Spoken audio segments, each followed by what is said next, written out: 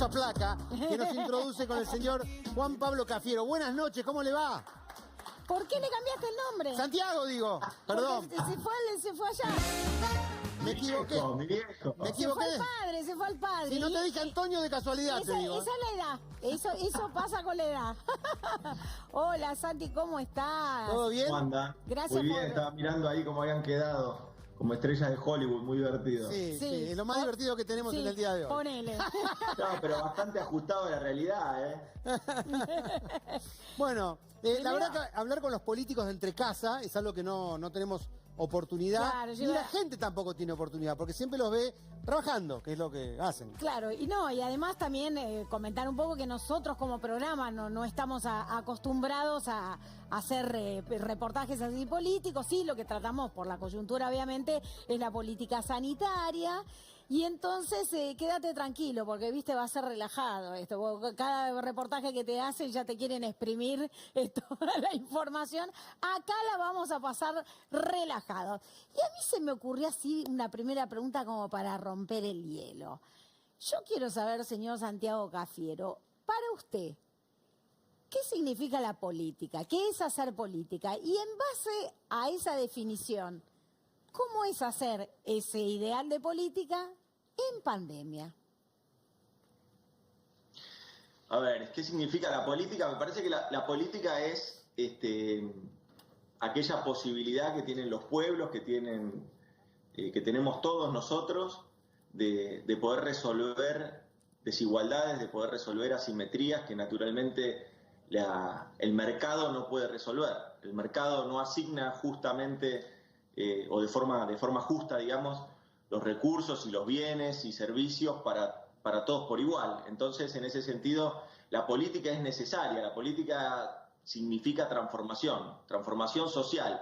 Pero la transformación ¿hacia dónde? Bueno, la transformación hacia la justicia social. Eso es un poco lo que también ahora tiene que ver con las identidades políticas. Cada uno va interpretando la política, la actividad pública, y la va vinculando con su identidad, con sus valores, con sus convicciones. En este caso, para el peronismo es obviamente vinculándolo a generar un país, una patria que promueva la justicia social.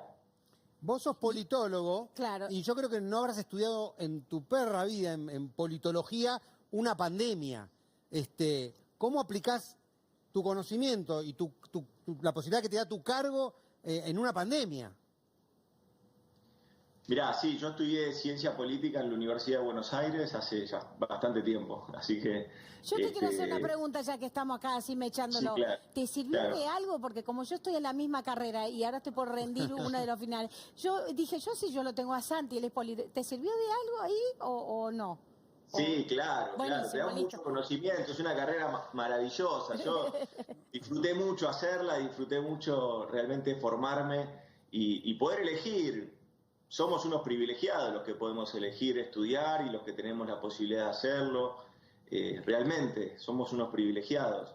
¿Y qué crees esto que te preguntaba Julián? ¿Qué crees que de la carrera algo pudo servir para esto o no? O decir Todo, la carrera te da conocimientos, en general y después también te da conocimientos específicos, no solo de formación teórica, sino también de formación ya más técnica y ligado a la administración pública. En ese sentido está muy vinculado a lo que estoy haciendo yo ahora, que es llevar adelante toda una tarea desde la administración pública. Lo que hace la jefatura de gabinete no es ni más ni menos que aplicar el presupuesto y aplicar todas las partidas presupuestarias para que todos los ministerios funcionen, para que todos los programas funcionen, y se van fijando las prioridades en quienes conducen políticamente, digamos, el presidente, la vicepresidenta. Esas autoridades son las que definen las prioridades en consonancia, obviamente, con lo que la sociedad va reclamando, y eso se traduce en políticas públicas. ¿Qué son las políticas públicas? El IFE, el ATP, cuando toca emergencia, o políticas públicas ligadas a, la tarjeta alimentaria. Plan de vacunación, o sea, hay un Claro, montón. bueno, es todo eso. Entonces, esas prioridades que se van fijando, el jefe de gabinete lo que tiene que ir haciendo es de consolidando esas políticas con los ministerios y con las carteras específicas y, bueno, generando toda la administración necesaria para que esas políticas se lleven adelante. Para que pase. Exactamente. Pero me imagino que hoy todas esas prioridades deben haber cambiado. Y a partir del 19 de marzo, claro que sí. A partir del 19 de marzo, el 3 de marzo la Argentina tuvo el primer caso de coronavirus. El 11 de marzo la Organización Mundial de la Salud declaró al coronavirus como una pandemia y el 19 de marzo Argentina inició un proceso de cuidado y de distanciamiento y de entender de qué se trataba lo del coronavirus, y en ese camino, en ese trayecto se fueron desarrollando políticas. Nosotros hablamos siempre de la ética del cuidado, primero del cuidado de la salud, el fortalecimiento del sistema sanitario, el fortalecimiento del sistema de salud, los 12 hospitales modulares, todo lo necesario para que no colapse el sistema de salud también. Claro, bueno, todo eso tiene que ver con la administración pública, con cómo se fue direccionando todos los recursos del Estado para trabajar en una emergencia, en una pandemia. Eso es un poco también la tarea que venimos haciendo. Ahora que te escucho a vos, todo el gabinete. Ahora que te escucho a vos, digo, qué loco pensar que la OMS, cuando empezó esto, decía que el barbijo no era necesario, ¿te acordás? Al principio decía que no, el barbijo no es necesario. Y no quería decir que era necesario porque hubiera sido una catástrofe de pelearse por un barbijo y que, sobre todo para el personal de salud, que era el que más necesitaba. Hoy en día es al revés, es sí o sí necesario el barbijo. Es muy loco cómo van cambiando la información a medida que va pasando la pandemia. Pero a raíz de todo lo que va pasando... Todos fuimos aprendiendo, todos fuimos aprendiendo en el camino. También eso es una realidad. Lo que planteás es cierto, Julián. Al principio había cuestiones que se creían, que después se fueron comprobando que no eran así. Es típico de una enfermedad nueva. Se va conociendo lamentablemente en la marcha. Y hacés bien un buen hincapié con el tema de los barbijos y con el tema de los insumos en general. En un momento el mundo giraba alrededor de la oferta de insumos, desde los respiradores hasta los barbijos, hasta los camisolines, y la verdad que eso también fue parte de lo que nosotros nos tenemos que sentir orgullosos los argentinos. Nosotros producimos nuestros propios insumos, eso no pasa en el resto de los países del mundo. Sí, es verdad. Bueno, nosotros recién cuando empezamos el programa habilitamos a que la gente pregunte, agarrate chocolate, y la gente pregunta. Nosotros no tenemos nada que ver. Así que contestá. Somos re buenos. Contestá. Hola Santiago, mi nombre es Valeria Ayala, soy de La Matanza y quería preguntarte cómo y cuándo crees que se va a reactivar la economía. Gracias. Buenísimo. Sí, ¿y a qué hora? Con horario mejor. Sí, ¿y a qué hora? Porque estamos como ansiosos. Sí, a ver, dale, contesta. Bueno, primero agradezco la pregunta.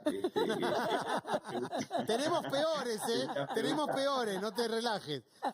Que ponerlo en el calendario es complejo. Pero bueno, Valeria, lo que considero ahí es que lo que tenemos que tener presente es que necesitamos primero salir de la emergencia. Una vez que salgamos de la emergencia, empezar a ver cuáles son las políticas concretas con las que podemos volver a desarrollar un mercado interno que sea vigoroso. El mercado interno en Argentina es el gran traccionador después de nuestras fábricas, de nuestras pymes. Pensemos que nuestras fábricas, nuestras pymes producen prácticamente el 70% de las cosas que consumimos, con lo cual necesitamos recomponer un mercado interno vigoroso. Eso va a estar seguramente traccionando, esa demanda va a estar traccionando la producción de insumos, de productos y de bienes y servicios de nuestras pymes, nuestros comercios, y ahí es donde empieza a girar esa rueda empieza a generar empleo y el empleo empieza a bajar la pobreza, naturalmente. Sí, lo que no sabemos es cuándo, porque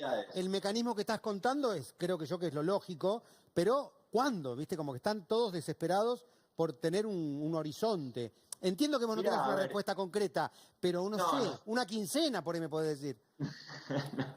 No, sería muy imprudente de mi parte eso. No, yo lo que sí te puedo comentar es que estamos trabajando y lo venimos haciendo ya hace tiempo, pero hace tiempo antes de la pandemia, digamos, antes de esta pandemia. Pensemos una cosa, esta crisis de la pandemia está montada sobre la crisis del macrismo. El macrismo había dejado una crisis hasta el 10 de diciembre con cierre de fábricas, con desempleo, con aumento de la pobreza. Sobre esa crisis se monta una crisis nueva que es la de la pandemia. Ese es el grado de situación de la Argentina. Así todo, por ejemplo, distintas cuestiones que son síntomas solamente, pero todavía faltaría, pero son síntomas que me parece que está bueno resaltar. Yo tengo 54 años y siento que vivo montado en una crisis hace mucho tiempo. Digo, porque somos un país en crisis siempre. ¿Mejor o peor? Sí, no, porque viste que van... no sé, Pero no siempre sé, estamos no, como... no. Ahora sí, Hay veces que... ahora sí. No, hay veces, es cierto, lo que pasa que también, mirá, Julián, yo creo que también es valioso que nosotros contemos todas las veces que nos levantamos de esas crisis, porque si no vamos a estar solamente penando. Me parece que ese es un error. Nosotros debemos estar orgullosos de todas las veces que nos levantamos y no culposos de todas las veces que nos caímos. Pero Cuando, en las rodillas. cuando fue la crisis del 2008 en Estados Unidos, yo me acuerdo que decía, ay, mira lo preocupados que están, nosotros ya sabemos eso de qué se trata.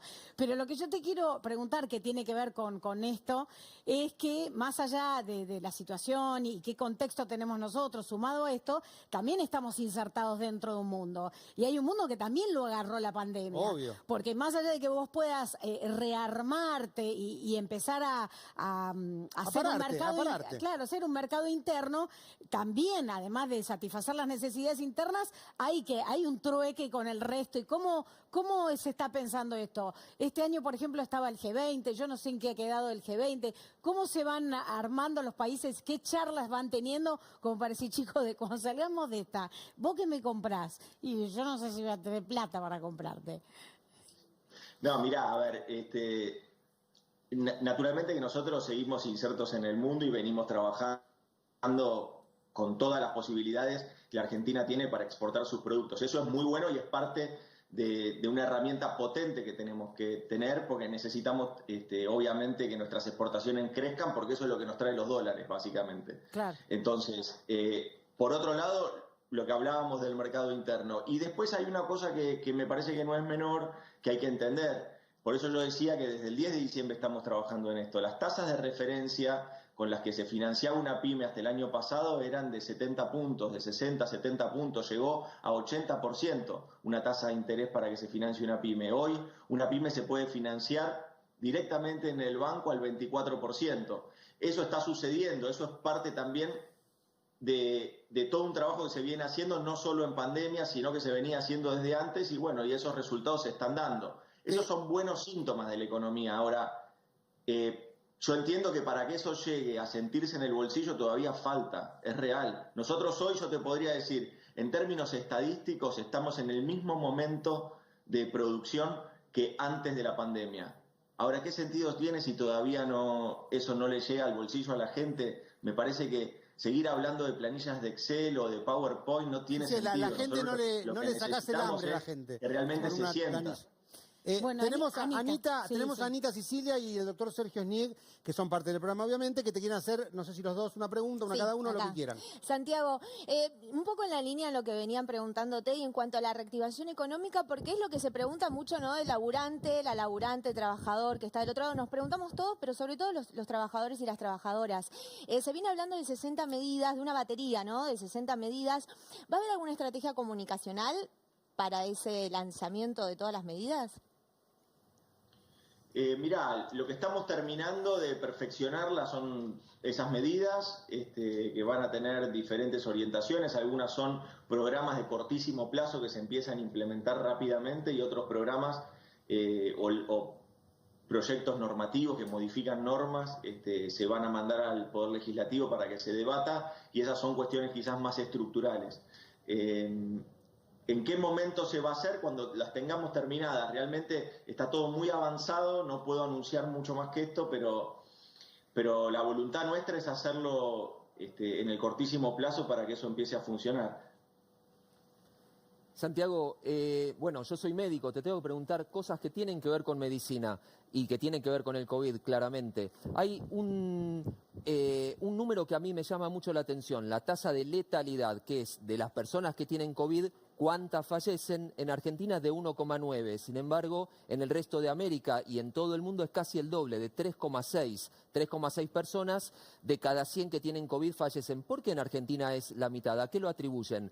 Y por otro lado, otra pregunta que tiene que ver con el personal médico. Casi el 7% de los enfermos son personal médico. ¿cuáles son las políticas públicas que están pensando para disminuir eso? Porque estamos en la primera línea de batalla y somos de los esenciales, los más esenciales. No, totalmente de acuerdo con vos.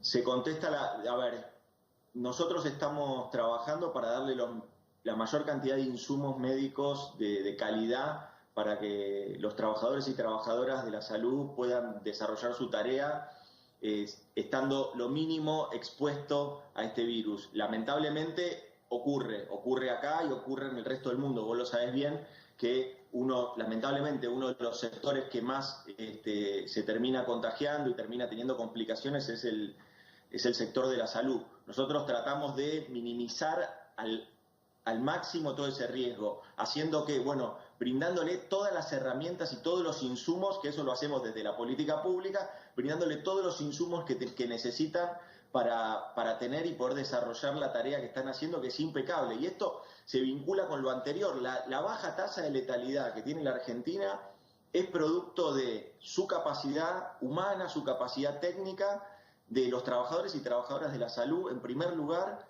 y lo segundo es que no se han saturado las camas de unidades de terapia intensiva, básicamente. Lo que veíamos tristemente en el resto del mundo, acá, gracias a que eso se trabajó a tiempo, se ampliaron las camas, se ampliaron la cantidad de respiradores, se ampliaron todas las cuestiones de infraestructura que se pudieron hacer en este tiempo, 12 hospitales modulares, terminar hospitales que estaban inconclusos, infraestructura hospitalaria en líneas generales en el resto de la Argentina. Eso ha hecho que se vaya robusteciendo todo un sistema sanitario y de cuidado. Fundamentalmente, yo creo que son, por un lado, la calidad de nuestros trabajadores y trabajadoras, por otro lado, me parece que es también haber tomado las medidas a tiempo y poder haber ampliado la infraestructura hospitalaria, entonces tenemos más camas para atender a la gente, y en tercer lugar me parece que es un aprendizaje.